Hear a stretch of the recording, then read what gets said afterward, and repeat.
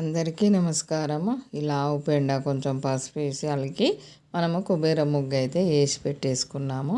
ముక్కోటి ఏకాదశి రోజు తప్పనిసరి ఇలా చిన్నగా మన శక్తి కొలది ఇలా విగ్రహానికి అయితే అభిషేకం చేసేసి వెంకటేశ్వర స్వామి శంకు చక్రాలు ఉన్నాయి, ఇలా అభిషేకం చేసేసాము, 2 జ్యోతులు వెలిగించాము. తప్పనిసరి పిండి దీపాలు అయితే పెట్టాలని అంటారు.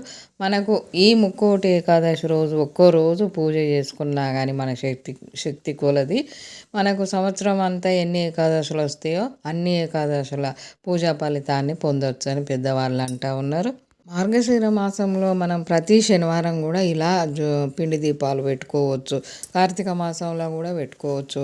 కార్తీక మాసంలో మనము శివునికి, అమ్మవారికి, వెంకటేశ్వర స్వామికి, సాయిబాబాకు ఇలా అన్ని వారాలు అన్ని దేవుళ్ళకు ఇలా పిండి దీపాలు అయితే వెలిగించుకోవచ్చు. ముక్కోటి ఏకాదశి రోజు అయితే తప్పనిసరి వెంకటేశ్వర స్వామి